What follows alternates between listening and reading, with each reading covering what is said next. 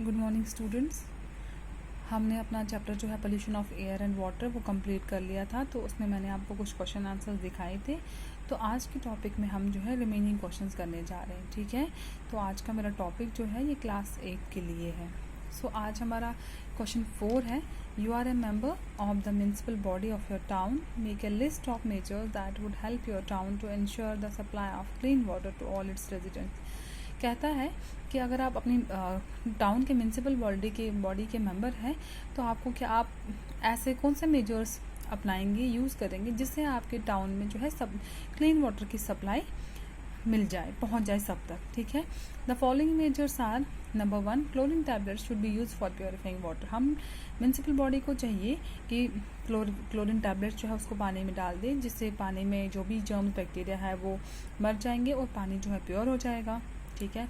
Number 2, proper cleaning of the water tank from time to time, और समय समय के बाद, हफ्ते के बाद या 4 दिन के बाद जो है जो हमारे वाटर टैंक्स हैं उनको प्रॉपरली क्लीन करना चाहिए, ठीक है।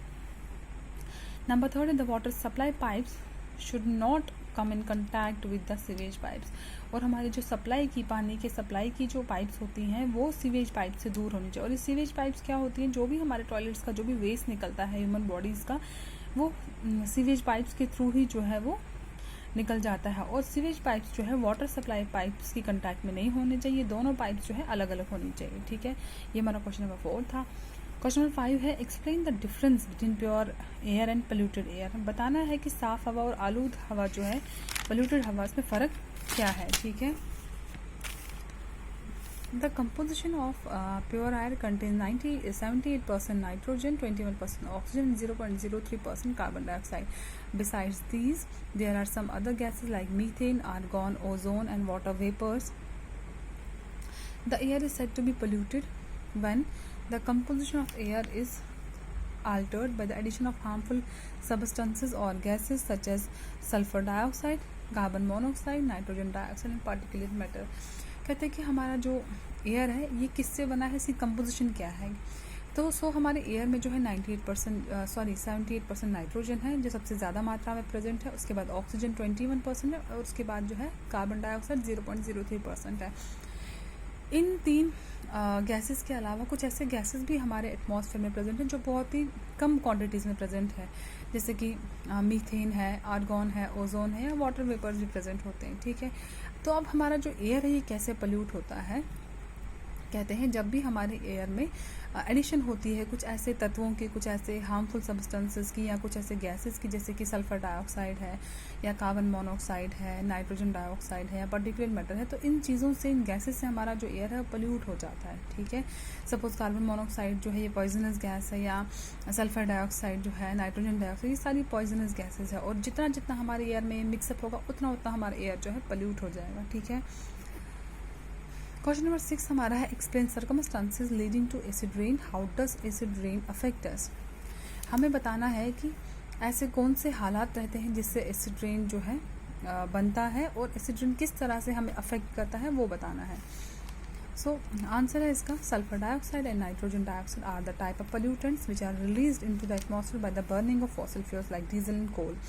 सो सल्फर डाइऑक्साइड और नाइट्रोजन डाइऑक्साइड जो है ये ऐसे पोल्यूटेंट के टाइप्स हैं, और ये हमारे एटमॉस्फेयर में कैसे रिलीज़ होते हैं। जब भी हम फॉसिल फ्यूल्स को बर्न करते हैं, जलाते हैं, फॉर एग्जांपल डीजल को यूज़ करते हैं अपनी गाड़ियों में, हम कोल जलाते हैं, बर्न करते हैं, तो उनसे जो धुआं निकलता है that is sulphur dioxide, nitrogen dioxide, ठीक है। ये हमारे एटमॉस्फेयर में रिलीज हो जाता है। These pollutants react with the water vapours present in the atmosphere. और उसके बाद क्या होता है, ये जो पोल्यूटेंट्स होते हैं ये हमारे एयर में जो वाटर वेपर प्रेजेंट होते हैं उसके साथ मिक्सअप हो जाता है, और ये बनाते हैं to form nitric acid and sulphuric acid respectively. और ये क्या बनाते हैं, नाइट्रिक एसिड और सल्फ्यूरिक एसिड, ठीक है। By precipitation these acids come down and form the acid rain. और प्रेसिपिटेशन के कारण, मतलब बारिश के कारण या स्नो के कारण, ये जो एसिड्स है ये नीचे आ जाते हैं बारिश के साथ या बर्फ़ के साथ, और ये एसिड रेन बनाते हैं, ठीक है। Affects caused by the acid rain। अब एसिड रेन से अफेक्ट क्या होता है हमें, सबसे पहली बात, इट डिस्ट्रॉयज द क्रॉप्स, हमारी जो भी फसलें हैं उनको डिस्ट्रॉय कर देता है, ख़त्म कर देता है, ठीक है। Number 2, harmful for the buildings especially made of white marble like Taj Mahal. और ज़्यादा से ज़्यादा जो है खामी ये किसको करता है, हमारी ऐसी बिल्डिंग्स को जो वाइट मार्बल की बनी होती है। फॉर एग्जांपल आपने जो है ताजमहल के बारे में सुना होगा कि जो एसिड रेन से काफ़ी ज़्यादा अफेक्ट हो गया है, जिसके कलर की जो है फेडिंग हो रही है ड्यू टू एसिड रेन। तो ये एक पॉपुलर अफेक्ट है जो एसिड रेन के कारण होता है, जो मतलब हिस्टोरिकल मोनूमेंट्स है वो ख़राब हो रहे हैं। क्वेश्चन नंबर 7 हमारा है, which of the following is not a green house gas. इनमें से ग्रीन हाउस गैस कौन सी नहीं है? Carbon dioxide, sulphur dioxide, methane या नाइट्रोजन। ऑब्वियसली नाइट्रोजन जो है ये ग्रीन हाउस गैस नहीं है, ठीक है। ये था हमारा क्वेश्चन नंबर 7। अब हमारा है क्वेश्चन नंबर 8। क्वेश्चन नंबर 8 कहता है, describe the greenhouse effect in your own words. हमें जो है ग्रीन हाउस इफेक्ट जो मैंने आपको पहले भी पढ़ाया है उससे अपने वर्ड्स पे डिस्कस करना है। सो क्या होता है greenhouse effect? The greenhouse effect is the cause of global warming that is overall increase in the temperature of the earth. So कहते हैं ग्रीन हाउस इफेक्ट जो है ये ग्लोबल वार्मिंग का एक बहुत बड़ा कॉज है। और ग्लोबल वार्मिंग क्या होता है? जो लगातार टेम्परेचर हमारा जो अर्थ का बढ़ रहा है उसे हम ग्लोबल वार्मिंग कहते हैं। The green house causes the greenhouse effect. और ग्रीन हाउस गैसेज जो है वो ग्रीन हाउस इफेक्ट कॉज करते हैं। For example of green house examples of green house gases include methane, carbon dioxide and water vapour. और example जो है green house gases की वो मीथेन है, कार्बन डाइऑक्साइड और वाटर वेपर है।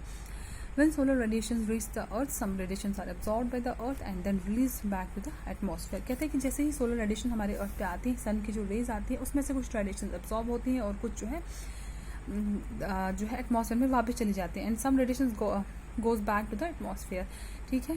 Green gases present in the atmosphere trap this radiation. और हमारे एटमॉस्फेयर में जो ग्रीन गैसेज होती हैं वो क्या करती हैं? ज़्यादा टाइम इन रेडिएशन को ट्रैप करती हैं, बंद करती हैं और उन्हें जाने नहीं देती हैं। Don't allow the heat to leave, उस हीट को वापस नहीं जाने देती।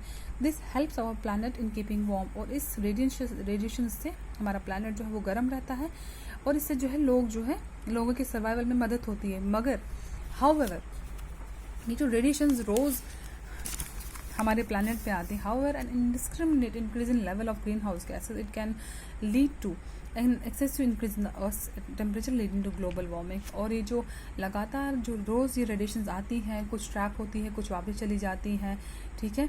तो इससे क्या होता है, हमारे एटमॉस्फेयर में जो ग्रीन हाउस का जो एक लेवल है वो बढ़ जाता है और जिससे क्या होता है, एक बहुत बड़ा रिस्क जो है, एक सीरियस प्रॉब्लम से हमारा प्लैनेट अर्थ गुजर रहा है, दैट इज़ ग्लोबल वार्मिंग। यही रीज़न है कि ग्रीन हाउस गैसेज जो है ग्लोबल वार्मिंग का एक बहुत बड़ा काज है, ठीक है। So dear students, here I conclude my today's topic and rest of the questions we will do it tomorrow. Okay, take care and thank you.